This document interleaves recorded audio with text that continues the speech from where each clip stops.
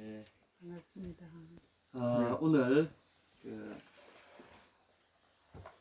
또 은근각지에서 많은 우리 귀한 분들이 오셨는데 특별히 제 마음에 같이 좀 나누고 싶은 말씀이 있어요.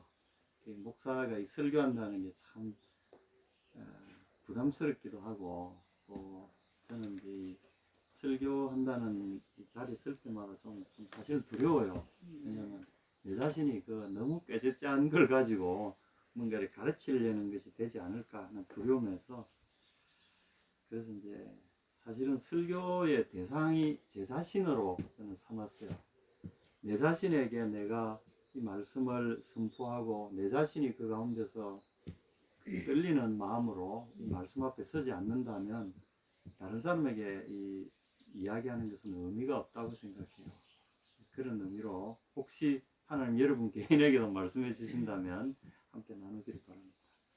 마태복음 11장 28절에서 30절, 우리가 잘 아는 말씀일 텐데 같이 읽어보도록 하겠습니다.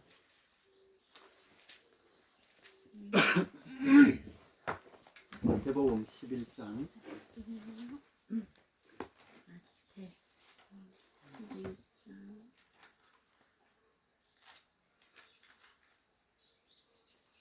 28절부터? 예, 네. 11장 28절. 예.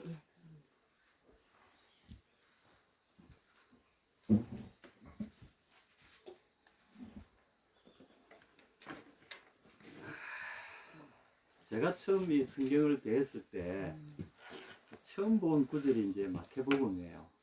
빨간 이렇게 빨갛게 칠해진 부분 있잖아요. 딱 처음에 여니까 낳고 이런 말이 하나도 못 알아듣겠더라고요. 낳고. 그래서 그 이후로 내가 성경하면은 너무 좀 어렵고, 그리고 어체도 막 옛날체로 돼 있어가지고 참 마음에 와닿기 어렵던데, 같이 한번 갑자기 마태복음 오늘 펼치니까 그 생각이 납니다. 같이 한번 읽고 나눠보도록 하겠습니다. 11장 28절 다 찾으셨습니까? 네. 시작. 수고하고 무거운 짐을 짐을 다 내게로 오라. 내가 너희를 쉬게 하리라.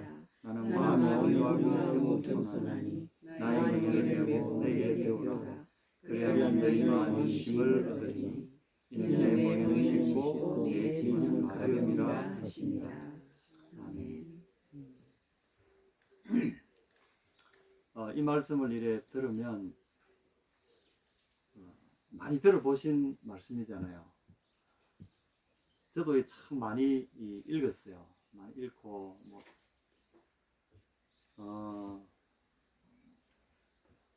근데 가만히 생각하니까 그래서 어쨌다는 거야. 구체적으로 내가 이거를 잘 모르겠더라고요, 솔직히 보면. 예를 들면 나의 멍에를 메고 내게 배우라. 그러면 너희 마음을 힘을 얻으리라. 나의 멍에를 메우라는, 예수님이 지금 멍에가 어디 있어요? 구할 또 아무리 돈 주고 살려고 해도 살 데도 없고, 예수님의 멍에를 파는 데도 없고, 예수님의 멍에를 어디서 이렇게 만들어내는 데도 없고 보여주는 데도 없죠. 이게 뭘 의미하는지도 모르겠고, 분명히 이거를 예수님의 멍에를 어떻게 구해야 뭘 해보겠는데 구할 수 없잖아요. 근데 예수님이 이렇게 말씀해 놓으셨다는 건 또 분명히 뭔가 의미가 있을 텐데, 또 하나는 보면 29절에 나는 마음이 온유하고 겸손하다. 이건 또 뜬금없이 이건 또 무슨 말씀일까? 왜 나는 마음이 온유하고 겸손하다? 이게 또 무슨 말씀일까? 보통 자기를 이야기할 때 나는 말이야 마음이 온유하고 겸손한 사람이야 이런 말하는 사람 봤습니까? 여러분 대통령 선거에 나온 후보가 자기 이렇게 하면서 저는 마음이 온유하고 겸손합니다. 저를 밀어주십시오. 이렇게 말하는 사람 봤습니까?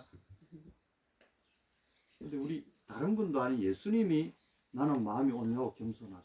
이게 도대체 무슨 말일까? 또 이제 30절에 보면 내 멍에는 쉽고 내 짐은 가볍다. 아니, 멍에가 쉽고 멍에가 쉽다. 이게 무슨 말이야? 저는 좀 사람이 빼딱해가지고 이 그냥 그 대충 알아듣고 대충 믿어 이러면 될 텐데 제가 제 속에 딱딱 걸리더라고요. 왜냐하면 내가 이 말씀을 알아야 제대로 알아야 내가 어떻게 이 말씀대로 좀 힘을 누릴 수 있겠는데 도대체 이 말씀이 의미하는 바를 알 수가 없더라고요. 이 말씀 그대로 보면.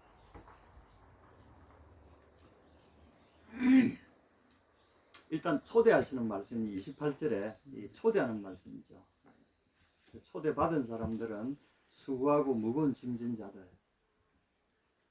출신과 상황을 불문하고 어떤 사람이든가 이 조건을 갖춘 사람들은 나올 수 있다는 거죠. 수고와 무거운 짐에 눌린 사람들은 다 초대받았다는 거죠. 그런 의미에서 일단 나도 대상이 되는 거죠. 여기 이제 수고한다 이 말은 사실은 슬픔으로 가슴을 친다는 의미를 갖고 있습니다. 이 이제 원문에서 보면 슬프다는 말. 그리고 이 고대 중동이나 근동 사람들은 슬플 때 슬픔을 표시하는 가장 적극적인 그 바디 랭귀지가 가슴을 치는 겁니다. 가슴을 치는 거. 여기 이제 이 콥토란 말은 너무나 슬퍼서 가슴을 친다는 말. 그냥 단순히 우리가 말하는 뭐 수고하고 이런 뜻이 아니라는 거죠. 이것은 너무 큰 고통, 슬픔을 동반한 슬픔을 주는 고통을 말하는 거죠. 그걸로 인해서 가슴을 치고 있는 그 영혼을 가리키는 말이죠. 첫 번째 이 개념은 슬픔입니다. 슬픔. 사실은 어떤 인간으로서 우리가 살아오는 가운데 슬픔을 벗어날 방법은 없잖아요. 그래서 여러 이제 다양한 종교들이나 또 깊은 철학들에서 보면 항상 이것이 주제가 됩니다. 인생을 어떻게 하면 슬픔으로부터 구원할 수 있을까? 내 자신을 슬픔으로부터 극복할 수 있는 방법이 있을까? 주님은 이제 그걸 직시하시는 거죠. 인생의 이 어떤 가장 근본적인 고통의 원인, 슬픔이 슬픔.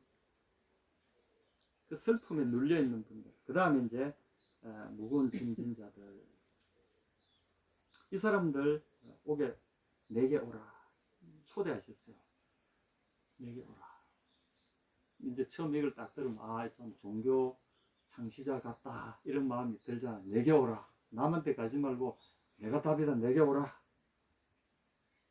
처음에 이제 이 이야기를 딱 들으면 그러고 나서 나는 마음이 온유하고 겸손하고 좀 교만한 느낌 들지 않아요? 자기가 뭔데 이런 걸 해결하겠다 그러면서 이렇게 탁 하라고 28절에 보면 내게 오라 이 말 자체가 사실은 겸손한 말이 아니잖아요. 근데 나는 겸손하니까 내게 오라. 이게 뭐가 안 맞는 느낌이 들지 않습니까? 그럼에도 불구하고 일단은 그 슬픔 그대로 한번 들여다보십시다. 슬픔으로 가슴을 치는 그 고통으로 이건 이제 해결할 방법이 없는 데서 오는 절망감을 포함하고 있는 거죠. 절망감을 일으키는 그 절망 속에서 그냥 다른 방법이 없이 내 가슴만 치고 있는 이런 상태를 말하는데 거기에다가 또 무거운 짐이라는 이 짐을 지고 있는 사람들. 이건 이제 그야말로 노동을 의미하는 거죠. 그러면 이 말의 그 핵심은 짐입니다. 짐. 근데 이걸 단순히 노동자들에게 지금 이야기하시는 걸까요? 아니면 이 짐이라는 우리에게 슬픔을 유발시키고 우리를 내리누르는 인생을 내리누르는 이 짐이라는 개념이 도대체 뭘까요? 이게 그냥 제처럼 산에서 막 이렇게 막 일을 막 해야 되고 맹목되는 산에 가서 이제 먹고 살기 위해서 일해야 되니까 물론 이제 그것도 노동입니다. 그것도 심합니다. 심한 노동인데 이런 노동자를 이야기하시는 걸까요? 아니면 여기 짐과 슬픔은 도대체 뭘 의미하는 걸까요? 영혼의 상태를 이야기하는 거죠. 물리적인 상태가 아니라 우리 영혼을 지금 이야기하는 거죠. 사실은 물리적인 상태는 간단합니다. 쉬면 돼요. 그냥. 스톱시키면 돼. 근데 영혼의 짐은요, 어떤 연유로서든지 우리 몸에, 우리 마음에 또는 우리의 삶 가운데 우리 영혼 속에 들어온 이 짐은 어떻게 쉬려고 해도 쉬어지지가 않아. 이게 이제 문제인 거죠. 여러분 어떻습니까? 예수님 이걸 지적하신지 않습니까? 내가 좀 멈추고 싶은데 진통제를 먹으면 잊혀질까? 술 한잔 먹으면 잊어질까? 또는 뭐 즐거운 일을 하면 잊어질까? 사람들을 만나면 잊혀질까? 이 짐을 어떻게 벗어버릴 수 있을까? 그거 안 돼요. 내 영혼에 들어온 이 슬픔과 이 나를 누르는 이 무거운 짐이 나를 떠나지 않는 거야. 이 짐을 이야기하는 겁니다. 이 짐을 인식하는 분들, 그 영혼에 말할 수 없는 눌림과 슬픔과 그 고통을 가진 사람들, 사실은 굉장히 중요한 이야기입니다. 그냥 힘든 사람 내게로 이런 정도가 아니라 영혼을 좀 이야기하시는 거죠. 그러시면서 29절에 보면 우리에게 좀 의미 있는, 여기 이제 해법을 사실은 29절이 초대라면 28절이 초대라면 29절은 해법을 이야기하시는 겁니다. 여기 보면 28절에 내가 너희를 쉬게 하리라.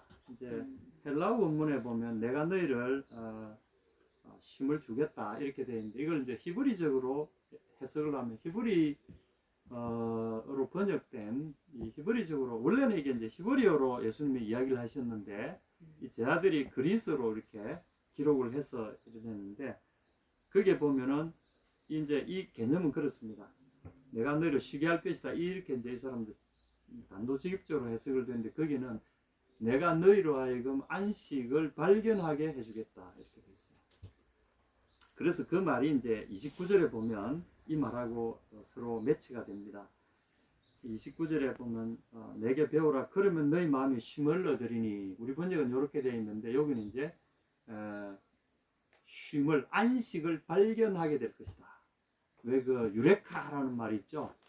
유레카는 유명한 아르키메데스가 쓴 그 그리스 말, 원래는 휴레카입니다. 내가 발견했다 이런 뜻인데, 여기서도 그 이야기입니다. 안식을 발견하게 될 것이다 이렇게 됩니다. 슈레세테 너희가 발견하게 될 것이다. 내가 너희로 하여금 발견하게 해주겠다. 그래서 이렇게 하면 너희가 발견하게 될 것이다. 여기서 이제 이 발견한다는 말은 숨겨져 있는 것을 전제로 하는 말이죠. 뭔가 이게 숨겨져 있는 것인데 일반인의 눈에는 이걸 도저히 찾아낼 수 없다는 거죠. 그런데 특별한 조건들을 갖추고 어떤 특별한 조건들을 갖추고 이렇게 하면은 이것이 찾아내어질 수 있다. 숨겨진 것들을, 덮여진 것들을 발견해 내게 된다는 거죠. 그럼 사실은 모든 문제에는 해법이 있다고 그러잖아요. 이런 면에서 이것을 우리에게 이제 찾아낼 수 있는 방법을 예수님이 제시하는 거죠. 첫 번째는, 이건 이제 우리 번역의 원문이 좀 참조하지 않으면 번역본 가지고는 참 의미를, 그 뉘앙스를 읽어내기가 참 어려운데, 원문에 보면 원래 이렇게 되어 있습니다. 나의 멍에를 메고 너희 위에 나의 멍에를 메고 나로부터 배워라. 이렇게 먼저 나오고, 그 다음에 왜냐하면, 왜 그렇게 해야 되는가 하면 나는 온유하고 내 영혼은 겸손하기 때문이다. 일단은 요 문장 구조가 요렇게 되어 있습니다. 근데 우리는 이걸 이제 앞으로 싹 당겨와서 나는 마음이 온유하고 겸손하니 나의 멍에를 메고 내게 배우라. 근데 이게 무슨 말인고? 나는 마음이 온유하고 겸손한 사람이다. 사실은 온유와 겸손은 히브리어 상에서 보면 같은 단어입니다. 그리고 이게 온유와 겸손이라는 게 1차적인 의미가 아니고요. 원래 이것이 갖는 히브리어적인 원래 의미는 고통을 받아 눌려있는 사람, 이런 뜻입니다. 고통을 받아, 이제 아니 또는 아나브라고 하는 이 말이 고통을 받아 찌그러져 있는 이런 뜻입니다. 무거운 짐에 눌려있는.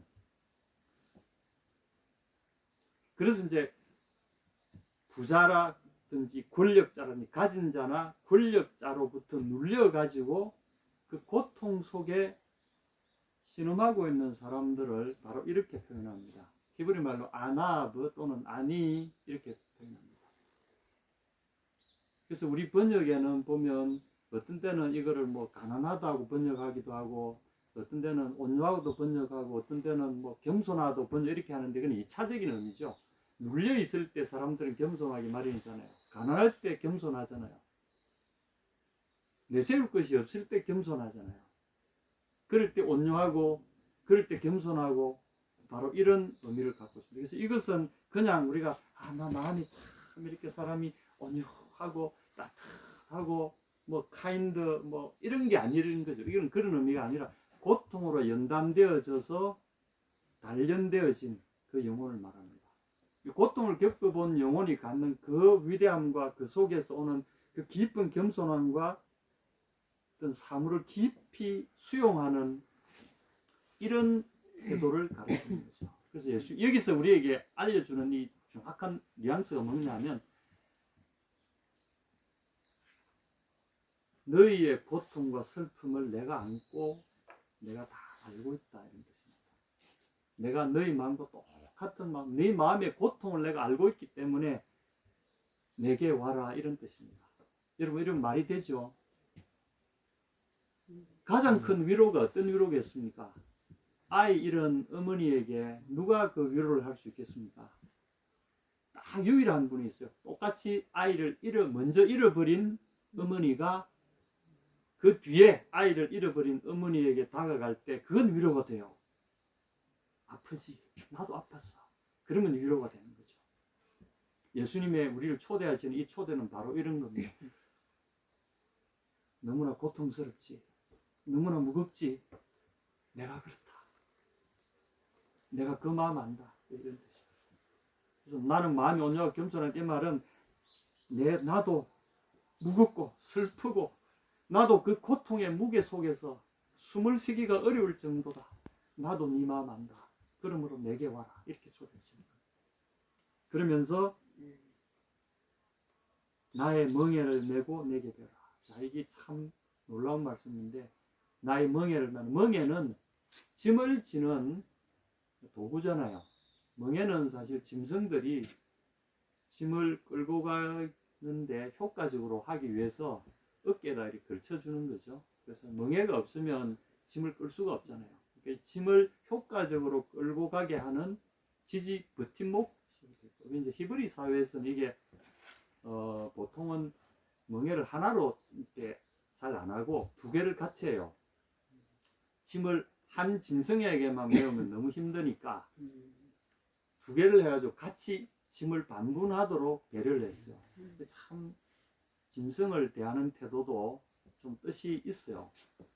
우리는 한국에 보면 이렇게 멍에 이렇게 해가지고 소 이렇게 보통 쟁기질 할 때 한 마리로 하는데 거기는 주로 두 마리를 가지고 합니다. 두 마리를 해가지고 두 마리를 한 결이라고 그러죠. 그래서 이 구멍이 두 개가 있어. 건장한 소 두 마리를 딱 메어가지고 이렇게 쟁기 하나에 달면은 힘이 아주 스무스하게 갈 수 있는 거죠. 나의 멍에를 메고 내게 배워라. 자, 요게 이제 오늘 우리 초대한 말씀의 핵심일 수 있어요. 나와 같이 걸어가자는 거죠. 내가 너 마음을 알고 너의 아픈 마음을 내가 알고 나도 이 멍에를 메고 있다는 거죠. 그럼 얘기 하나 이제 우리가 생각할 거는 스가랴 9장 9절 누가 찾아 읽어주시겠습니다. 스가랴 9장 구약성경 우리 사모님 좀 찾아주시죠. 스가랴 9장 9절. 왜 예수님이 나의 멍에라고 이야기하셨어요? 그분이 뭐 이런 짐승도 아니잖아요.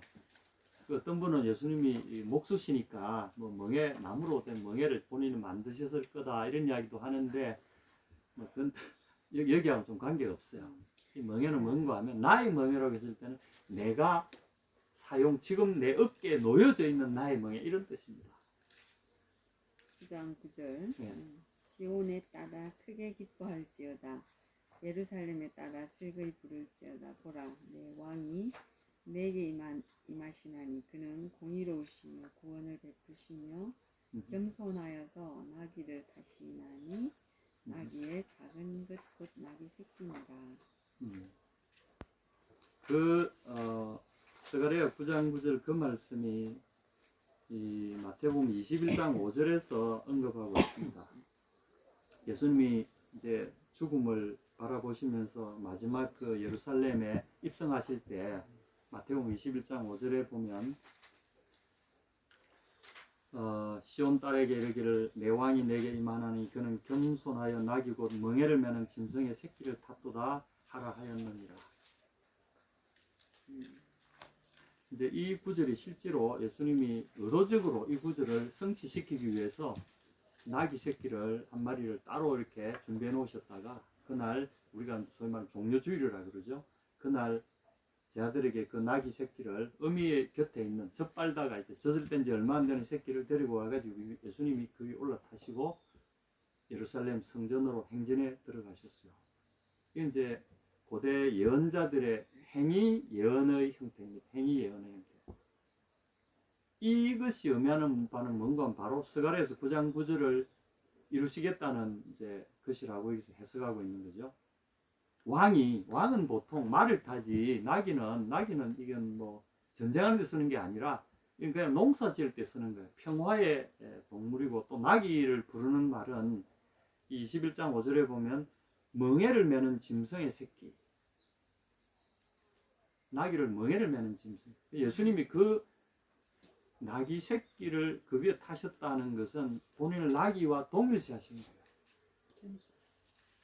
여러분 이해가 되십니까? 본인이 나는 왕이지만 지배하고 내리누르는 왕이 아니라 그 무거운 짐으로부터 내가 대신 백성을 대신해서 이 무거운 짐을 내 어깨에 지고 대신 져주는 평화의 왕이라는 것을 상징적으로 보여주는 거죠.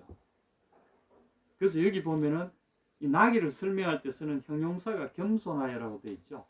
이게 아나도입니다. 여기 나는 마음이 온유하고 겸손하니 한 이 말이 아나도입니다. 예수님은 분명히 나는 마음이 온유하고 겸손하다 하실 때 이 단어를 스가랴에서 가져오신 거예요. 스가랴에서 9장 9절에 나와 있는 그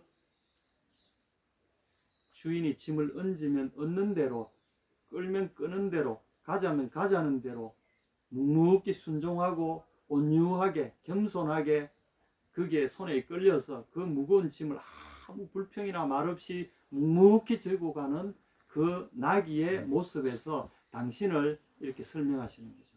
하나님 아버지께서 당신에게 인류의 온 죄를 다 뒤집어 씌우시고 지고 가라고 그 무거운 짐을 덮어 씌우셨을 때에도 아무 불평 없이 말 없이 묵묵하게 그것을 받아들이는 그 겸손한 그 고통으로 연단되어진, 그래서 어떤 고통이 와도 여전히 낮고 가난한 마음으로 그것을 받아들일 준비가 되어 있는, 고난으로 연단되어서 순종함에 이른 예수님의 인격의 특징을 성경은 이렇게 이야기합니다.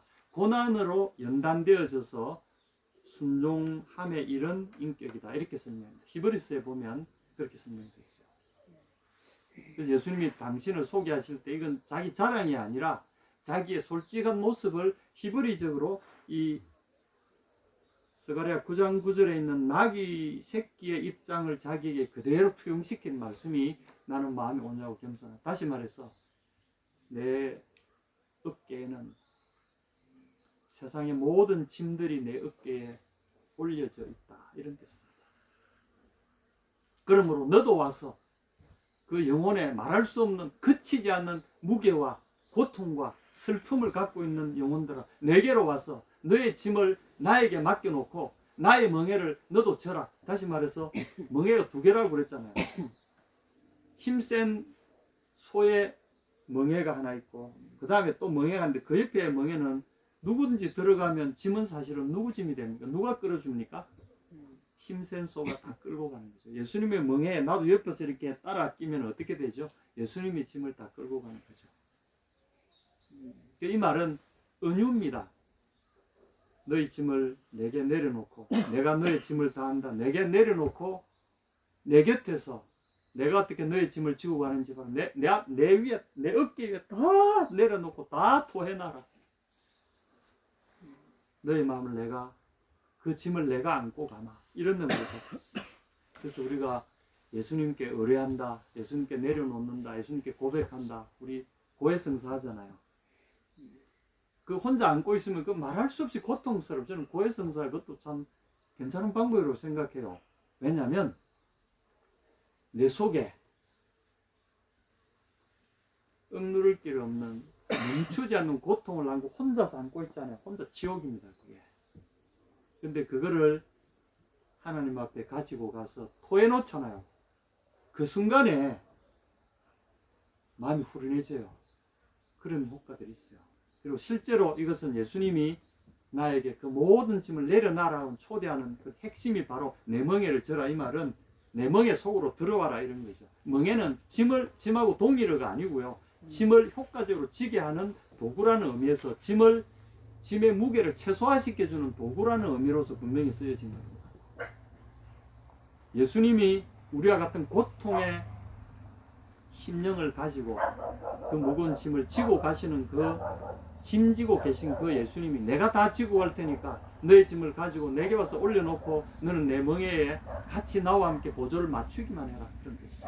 그러면 놀랍게도 너가 평안을 내 영혼 속에 있는 깊은 평안을 발견하게 될 것이다.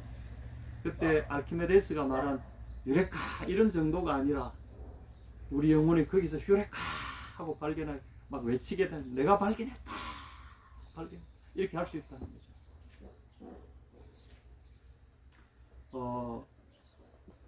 30절에 왜 그런가 하면 나의 멍에는 쉽고 내 짐은 가볍다. 이 말도 좀 이제 번역대로 보자면 좀 어렵게 이해가 되는데 이 말은 이렇습니다.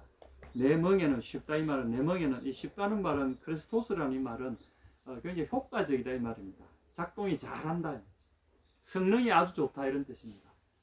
그럼 이게 무슨 뜻입니까? 내 멍에를 지면 거의 짐의 무게를 느끼지 않을 정도로 쉽게 짐을 지고 가게 해준다 이런 의미입니다. 내 멍에는 너무나 효과가 좋아서 너무나 성능이 좋아서 누구든지 내 멍에를 같이 지고 가는 사람들은 짐을 아주 쉽게 지고 갈 수 있어요. 그래서 내 짐은 가볍다 하는 거죠. 내가 만든 나의 멍에는 너무나 효과가 좋기 때문에 그래서 내 멍에를 너도 져라. 다시 말해서 이걸 다 이렇게 히브리적으로 은유적으로 표현했지만 한마디로 딱 하면 내게 와서 너희 짐을 내게 다 내려놓고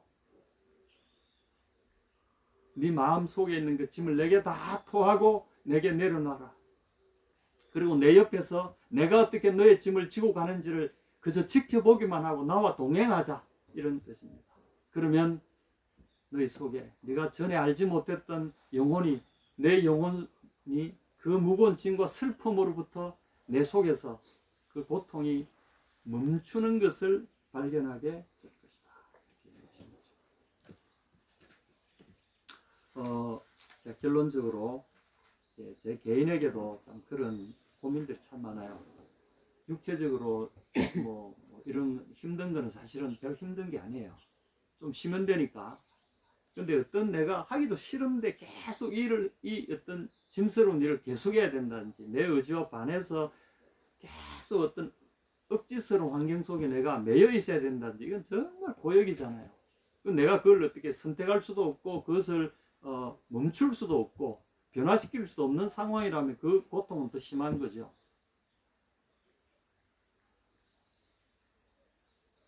그럴 때 아주 비밀스러우면서도 이건 어떻게 보면은 이제 새로운 세계로 우리를 초대하시는 거죠. 너희 이성으로는 이해가 되지 않을지 모르지만 내가 있다. 내가 있다는 우리도 사실 하나님 계시다는 것조차도 우리에게 초자연적인 거잖아요. 우리 육체적인 또는 3차원적인 그걸 우리가 증명할 길도 없고 어떻게 할 수도 없잖아요. 그런데 분명히 성경은 기록하기를 내게로 오라고 초대하셨잖아요. 우리 영혼의 고통이 오는 이 메커니즘도 사실은 우리 3차원적으로 어떻게 설명을 못해요. 이 고통의 무게라는 것은 무슨 물리학적으로 이렇게 해석이 안 돼. 그런데 이 영혼에 관한 문제만큼은 사실은 초차원적인 이야기잖아요. 우리 영혼의 문제를. 그래서 이 문제를 해결하기 위해서 많은 사람들이 고민하고 많은 현자들이 이 문제로 오고는 역사 속에서 계속 이 문제를 풀기 위해서 부처님도 그래 하신 거 아닙니까? 부처님도 생로병사의 고통에서 어떻게 하면 벗어날 수 있을까? 그 해탈의 비밀을 찾기 위해서 하신 거잖아요. 그렇게 보면 사실 부처님의 초대나 예수님의 초대나 일맥상통한 점이 있어요. 그게 같다고 봐요. 근데 예수님이 초대가 다시 우리에게 그걸 상기시켜 주신 거죠. 내게로 와라. 내 속에 답이 있다.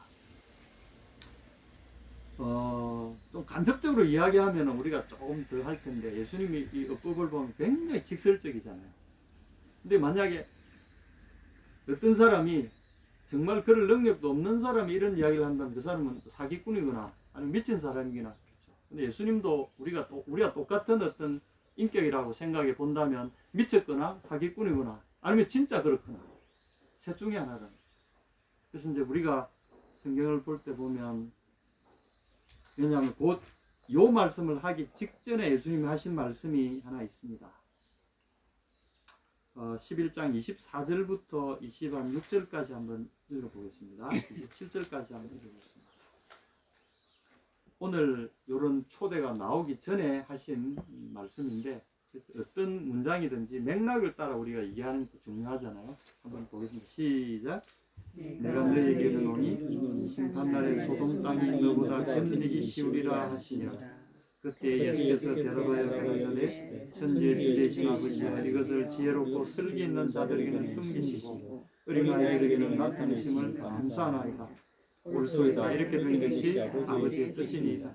내 아버지께서 모든 것을 내게 주셨으니 아버지 외에는 아들을 아는 자가 없고 아들과 또 아들의 소원대로 계시를 받는 자 외에는 아버지를 아는 자가 없느니라. 설명이 필요 없습니다. 왜냐하면 이 지금 오늘 28절부터 예수님 하신 초대는 누구를 대상으로 한 겁니까? 바로 이 어린아이 같은 사람들에게 초대한 거죠. 24절 보면 심판을 선포한 사람들이 있습니다. 그때 보면 예수님을 결국 죽이게 된 예루살렘의 또 그 당시에 종교적인 아주 그 성경의 대가라고 일하던 이 사람들이죠. 이 사람들은 예수님을 판단하고 있었어요. 그리고 아주 내려 깔고 이렇게 보고 있었어요. 그래서 예수님이 이야기하십니다. 내가 누구라는 사실을 알려면, 어린애 같이 되지 않으면은 나의 정체를 알 수 없게 하신 것을 감사합니다. 이렇게 하셨어요. 이렇게 된 것이 아버지의 뜻입니다. 제가 결론적으로 마태복음 5장 3절 말씀하고 말씀드립니다.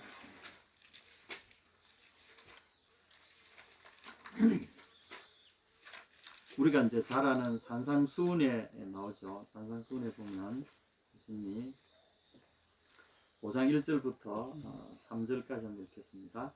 예수께서 무리를 보시고 산에 올라가 앉으시니 제 아들이 나오는지라 입을 열어 가르쳐 가라사대 심령이 가난한 자는 복이 있나니 천국이 그들의 것이요 애통한 자는 복이 있나니 저희가 위로를 받을 것이며 온유한 자는 복이 있나니 저희가 땅을 겹으로 받을 것이며 의에 줄이고 목마른 자는 복이 있나니 저희가 배부를 것이며 긍휼이 있는 자는 복이 있나니 저희가 긍휼을 받을 것이며 마음이 청결한 자는 복이 있나니 저희가 하나님을 볼 것이며 화평하게 자는 복이 있나니 저희가 하나님의 아들의 그름을 받을 것이며 그를 위하여 핍박을 받는 자는 복이 있나니 천국이 저희 것이며. 자, 여기에 이제 5장 3절에 나오는 심령이 가난한 자는 복이 있다. 5장 5절에 보면 온유한 자는 복이 있다. 이게 여기 나오는 가난한 자, 또 온유한 자, 이 말이 그 유명한 오늘 제가 말씀드린 나는 마음이 온유하고 겸손하다. 아니라는 단어입니다. 똑같은 단어입니다. 놀랍지 않나요? 번역을 이렇게 해놔서 그렇지 이게 예수님의 마음을 그대로 가진 사람들을 말합니다. 가난해지지 않으면 이분의 실체를 알 수 없다고 주님이 그렇게 해놓으셨어요. 혹시 여러분 시간 되시면 이사야 53장을 한번 읽어보시기 바랍니다. 여기 보면 예수님이 오실 때, 메시아가 오실 때 그렇게 온다고 되어 있습니다. 아무도 알아보지 못하도록 너무나 천한 태생으로 오기 때문에 마른 땅에 솟아나는 삐질삐질 솟아나는 덜풀처럼, 이름 없는 덜풀처럼 그가 올 것이다. 이렇게 되어 있습니다. 아무도 알아보지 못하는 거죠. 우리가 흠모할 만한 그 어떤 아름다움도 없을 것이다. 예수님의 비밀이 여기에 있습니다. 그래서 예수님이 자기를 찾는 자들에게 이야기하십니다.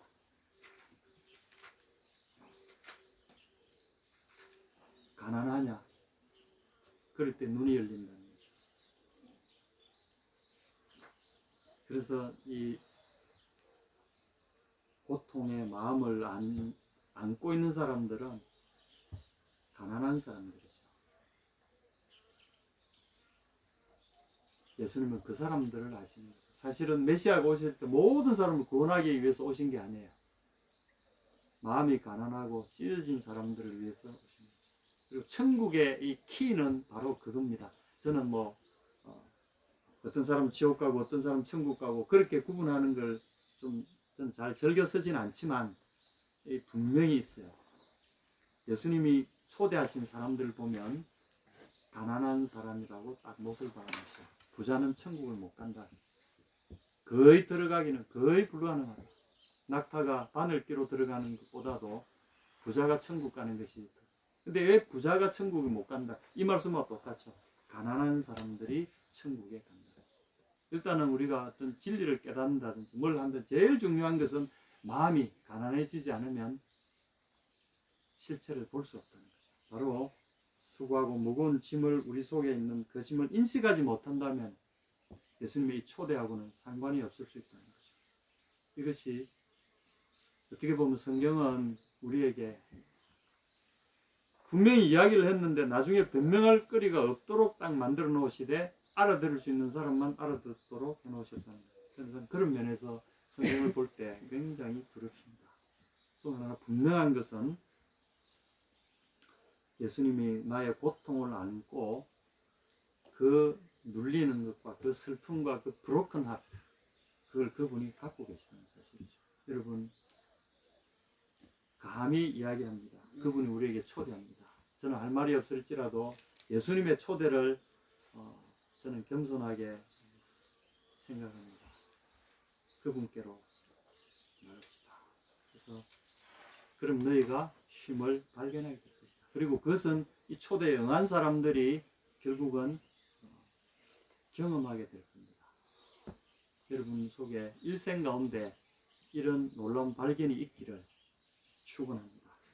아멘. 아멘. 찬송 하나 하고